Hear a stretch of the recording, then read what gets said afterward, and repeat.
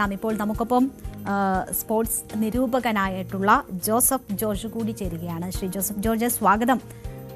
ചിരവൈരികളുടെ പോരിനായി ആരാധകർ ഇങ്ങനെ കാത്തിരിക്കുകയാണ്. ഇനി മണിക്കൂറുകൾ മാത്രമേ ഉള്ളൂ. ആരാണ് ഫൈനലിലേക്ക് കടക്കാൻ പോകുന്നത് എന്നതിനപ്പുറം വളരെ പല കാര്യങ്ങൾ കൊണ്ടും പ്രധാനമാണ് ഈ മത്സരത്തിന്റെ റിസൾട്ട് എന്ന് പറയുന്നത്.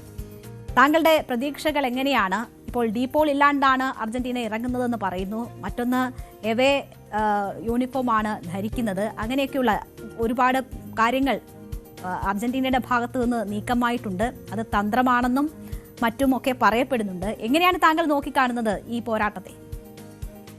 വളരെ സംഭവബഹുലമായ ഒരു പോരാട്ടമാണ് പ്രതീക്ഷിക്കുന്നത്. കാരണം കാലാകാലങ്ങളായിട്ട് നമ്മൾ കണ്ടിട്ടുള്ളതും അർജന്റീന ഇംഗ്ലണ്ട് ഒരു പോരാട്ടം തന്നെയാണ് എല്ലാ തരത്തിലും. കുറച്ചു മുമ്പ് യുദ്ധത്തിന്റെ വാർത്ത പറഞ്ഞതുപോലെ ഇത് കളിക്കളത്തിലെ ഒരു യുദ്ധമാണ്. അത് പണ്ട് 1966 ഇംഗ്ലണ്ട് ജയിച്ചപ്പോൾ അന്ന് ക്വാർട്ടറിൽ അർജന്റീനയെ പരാജയപ്പെടുത്തിയത് വളരെ വിവാദമായിരുന്നു. ഓഫ് സൈഡ് ഗോളും അതിനുശേഷമുള്ള അപ്പീലും റെഡ് കാർഡും ഉണ്ടായിരുന്നു. 1986 അർജന്റീന ലോകകപ്പ് ജയിച്ചപ്പോഴും അതുപോലെ തന്നെ മറഡോണയുടെ ഹാൻഡ് ഓഫ് ഗോൾ ഉണ്ടായിരുന്നു. അതുപോലെ തന്നെ അത്യുഗ്രൻ ഗോളും ഉണ്ടായിരുന്നു. അന്നും ഒത്തിരി വിവാദങ്ങൾ. അതിനുശേഷം 98-ലും 2002-ലും ഇവർ തമ്മിൽ ഏറ്റുമുട്ടിയപ്പോഴും വിവാദങ്ങൾ, റെഡ് കാർഡ്, പെനാൽറ്റി എല്ലാം. അപ്പോൾ സംഭവബഹുലമായ ഒരു പോരാട്ടം തന്നെയാണ് പ്രതീക്ഷിക്കുന്നത്. പിന്നെ ആ ഒരു ചെറിയ ദ്വീപിനെ പറ്റിയുള്ള യുദ്ധവും കാര്യങ്ങളൊക്കെ ഉള്ളത് കൊണ്ട് തന്നെയാണ് ആ സമയത്ത് ഇത് ഒത്തിരി വീറും വാശിയുമുള്ള പോരാട്ടമായതും ഒരു കളിക്കളത്തിലുപരി രാഷ്ട്രീയപരമായിട്ടുള്ള ഒത്തിരി ഇടപെടലുള്ള പോരാട്ടമായി മാറിയതും. അപ്പൊ അങ്ങനെയൊക്കെ നോക്കുകയാണെങ്കിൽ ഇന്നും ഇത് കളിക്കളത്തിനകത്തും പുറത്തും ഒരുപോലെ വീറും വാശിയുമുള്ള ഒരു പോരാട്ടമാണ് പ്രതീക്ഷിക്കുന്നത്. ഇനി നമ്മൾ ഫുട്ബോളിലേക്ക് മാത്രം വരികയാണെങ്കിൽ അതിൽ നോക്കുകയാണെങ്കിൽ രണ്ട് ടീമുകളും നല്ല അത്യുഗ്രൻ തിരിച്ചുവരവ് നടത്തിയാണ് വന്നേക്കുന്നത്. അപ്പൊ ഒത്തിരി സമാനതകളുണ്ട്. അർജന്റീനയ്ക്ക് താരതമ്യേന എളുപ്പമുള്ള എതിരാളികളായിരുന്നു ഓരോ ഘട്ടത്തിലും എന്ന് തോന്നുമെങ്കിലും അവരും എല്ലാ മത്സരവും ബുദ്ധിമുട്ടിയാണ് ജയിച്ചത്. ഇന്നലെ നമ്മൾ കണ്ടു സ്പെയിൻ ഫ്രാൻസിനെ പരാജയപ്പെടുത്തുന്നത്. എല്ലാവരും പ്രതീക്ഷിച്ചത് ഫ്രാൻസ് ജയിക്കുമെന്ന് തന്നെയാണ്. പക്ഷെ നമ്മൾ അപ്പോഴും നമ്മൾ പ്രൊഡിക്ഷനിൽ പറഞ്ഞൊരു കാര്യം എന്ന് പറഞ്ഞു കഴിഞ്ഞാൽ സ്പെയിൻ പൊസഷൻ വിട്ടു നൽകില്ല. അവർ പന്ത് നിയന്ത്രിക്കുന്നിടത്തോളം കാലം അവർക്ക് ജയിക്കാൻ ഒരു ചെറിയ സാധ്യതയുണ്ടെന്നാണ്. പക്ഷെ ആ ചെറിയ സാധ്യത ഒരു വലിയ സാധ്യതയായി മാറ്റി അവർ വിജയിക്കുകയായിരുന്നു. അപ്പോൾ ഇന്ന് അതുപോലെ ഒരു തന്ത്രമാണോ? നേരത്തെ താങ്കൾ പറഞ്ഞതുപോലെ ഡീപോൾ ഇല്ല എന്നുള്ളത് തന്ത്രമാണോ അല്ലയോ എന്നുള്ളത് കാത്തിരിക്കാം. ഉർവശി ശാവും ഉപകാരപ്രദമായേക്കാം. കാരണം ഔട്ട് ഓഫ് ഫോമിലുള്ള ഒരു പ്ലെയർ ആണ് ഇല്ലാത്തത്. പകരം നല്ലൊരു ഫോമിലുള്ള ഒരു പ്ലെയർ വന്നു കഴിഞ്ഞാൽ വ്യത്യാസം ഉണ്ടാവാനുള്ള നല്ല സാധ്യത കാണുന്നുമുണ്ട്. അന്റോണിയോ റാറ്റിന്റെ ആദര സൂചകമായിട്ട് കറുത്ത ബാൻഡ് അടിച്ച് ഇറങ്ങുന്ന അർജന്റീനയെ നമ്മൾ കഴിഞ്ഞ ദിവസം കണ്ടു. അപ്പോൾ ഒരുപാട് കണക്കുകൾ അവരെ സംബന്ധിച്ച് തീർക്കാനുണ്ട്. മെസ്സി ആദ്യമായി ഇംഗ്ലണ്ടിനെ നേരിടുന്നു എന്നതുണ്ട്. അപ്പോൾ ആ പെർഫോമൻസ് എങ്ങനെയാണ് എന്നെല്ലാം ഉറ്റുനോക്കുന്നുണ്ട്. പക്ഷേ കണക്കുകൾ അല്പം മുൻതൂക്കം നൽകുന്നത് ഇംഗ്ലണ്ടിന് തന്നെയാണ്. 5 വേൾഡ് കപ്പ് പോരാട്ടങ്ങൾ നടന്നിട്ടുള്ളതിൽ 3 ജയിച്ചിരിക്കുന്നത് ഇംഗ്ലണ്ടാണ്. പക്ഷേ ഈ വേൾഡ് കപ്പിന്റെ പെർഫോമൻസ് വെച്ച് നോക്കുമ്പോൾ ആർക്കാണ് മുൻതൂക്കം? ഈ ലോകകപ്പിലെ പെർഫോമൻസ് നോക്കുകയാണെങ്കിലും ഇംഗ്ലണ്ടിന് തന്നെയാണ് നേരിയ മുൻതൂക്കം. അർജന്റീനയാണ് കൂടുതൽ ഗോൾ അടിച്ചേക്കുന്നത്. 17 ഗോൾ അവർ അടിച്ചിട്ടുണ്ട്. എന്നാൽ അതിലൊരു മേജർ ഡിപ്പെൻഡൻസി ലിയോണൽ മെസ്സിയിലുണ്ട്. മെസ്സിയാണ് അതിൽ 8 ഗോളും അടിച്ചേക്കുന്നത്. 7 വ്യത്യസ്ത താരങ്ങൾ ഗോൾ അടിച്ചിട്ടുണ്ട്. എല്ലാവരും അതിൽ ലൗട്ടാരോ മാർട്ടിനസും ഹൂലിയൻ അൽവാരസും 2 പേരും ഗോൾ അടിച്ചു എന്നുള്ളത് കഴിഞ്ഞ മത്സരത്തിൽ അവർക്കൊരു അല്പം ആത്മവിശ്വാസം നൽകും.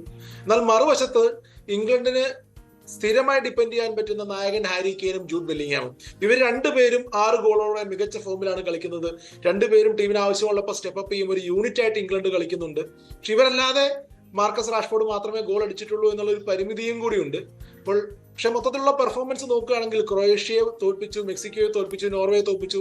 അത്യാവശ്യം കടുപ്പമുള്ള ടീമുകളെ പരാജയപ്പെടുത്തി വരുന്ന ഇംഗ്ലണ്ടിനാണ് ഒരു ചെറിയ മേധാവിത്വം ഇവിടെ കാണാൻ സാധിക്കുന്നത്. പക്ഷേ അർജന്റീനയും ലിയോണൽ മെസ്സിയും ഒരിക്കലും എഴുതി തള്ളാൻ കഴിയില്ല.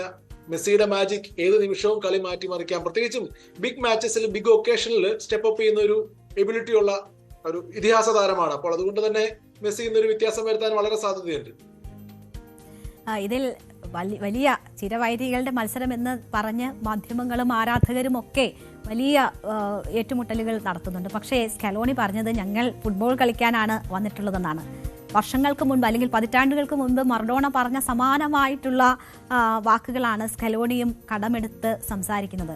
അങ്ങനെ തന്നെ ആയിരിക്കുമോ കളിക്കളത്തിൽ? അതോ അതിനും അപ്പുറം എന്ത് വന്നാലും ജയിച്ചേ തീരുകയുള്ളൂ എന്ന ഒരു നില അർജന്റീനയെ സംബന്ധിച്ച് ഈ മത്സരത്തിൽ പ്രത്യേകമായുണ്ടോ? അങ്ങനെ ഉണ്ട് എന്ന് തന്നെയാണ് വിശ്വസിക്കുന്നത്. കാരണം അർജന്റീനയ്ക്ക് കണക്കുകൾ വീട്ടാനുള്ള ഒരു മേഖല കൂടിയാണ്, ഒരു മാർഗം കൂടിയാണ്. അവരൊരിക്കലും വിട്ടുകൊടുക്കില്ല. 2002 മൗറിസിയോ പൊച്ചറ്റിനോയുടെ ഫൗളിലാണ് പെനാൽറ്റി വിധിച്ചതും അതിനുശേഷം ഡേവിഡ് ബെക്കാമിന്റെ ഒരു റിഡംഷൻ ഒക്കെ ആയിരുന്നു. അപ്പം അത് കഴിഞ്ഞ് 2 പതിറ്റാണ്ട് കഴിഞ്ഞു, അതൊക്കെ ശരി തന്നെ. പക്ഷേ ഫുട്ബോളിലെ ബാൻഡർ എന്ന് പറയുന്ന ഒന്ന് വേറെ തന്നെയാണല്ലോ. അപ്പൊ അതുകൊണ്ട് തന്നെ ആരാധകരെ ഒന്ന് ശാന്തരാക്കാൻ വേണ്ടി കൂടിയാണ് അത് അങ്ങനെ ഒരു പ്രസ്താവന നടത്തിയേക്കുന്നത്. പക്ഷെ അതിന്റെയൊക്കെ അപ്പുറം ഇരു ആരാധകരും പൂർണ്ണ പിന്തുണ നൽകും. അപ്പോൾ കളിക്കളത്തിൽ ഒട്ടും ശാന്തമാവില്ല എന്ന് തന്നെയാണ് പ്രതീക്ഷിക്കുന്നത്. അത് ഒരു ഫിസിക്കൽ ഗെയിമിലേക്ക് പോയാലും നമ്മൾ അത്ഭുതപ്പെടേണ്ടതില്ല. പിന്നെ കുറച്ചുകൂടെ ടൈം എടുത്ത് ക്രിയേറ്റ് ചെയ്യുന്ന ടീമുകളാണ് രണ്ടും. അത് അർജന്റീന ആയിക്കോട്ടെ ഇംഗ്ലണ്ടും ആയിക്കോട്ടെ. അങ്ങനെ പെട്ടെന്ന് നമുക്കൊരു ട്രാൻസിഷൻ പ്രതീക്ഷിക്കേണ്ട കളിക്കളത്തിൽ. അപ്പോൾ അതുകൊണ്ട് തന്നെ ആ ബിൽഡപ്പിന്റെ സമയത്ത് ഫൗളുകൾ കൂടാനുള്ള സാധ്യതയും ഞാൻ കാണുന്നുണ്ട്.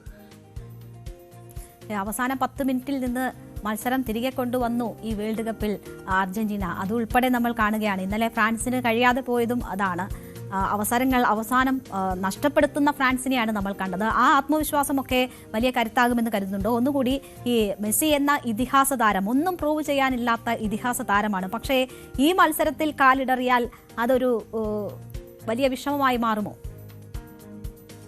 അതിനുള്ള ഒരു സാധ്യത നമുക്ക് മുൻകൂട്ടി കണ്ടേ മതിയാവൂ. ഈ ലോകകപ്പിൽ നമ്മൾ കണ്ടു, ഇതിഹാസ താരങ്ങൾ കിരീടമൊന്നും ഇല്ലാതെ വിടവാങ്ങേണ്ടി വന്നൊരു സാഹചര്യം കണ്ടിട്ടുണ്ട്. ലിയോണൽ മെസ്സി എല്ലാ കിരീടങ്ങളും നേടിയിട്ടുണ്ട്.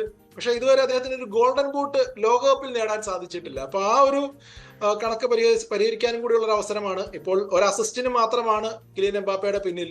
ഇപ്പോൾ രണ്ടുപേരും 8 ഗോളിൽ നിൽക്കുന്നു.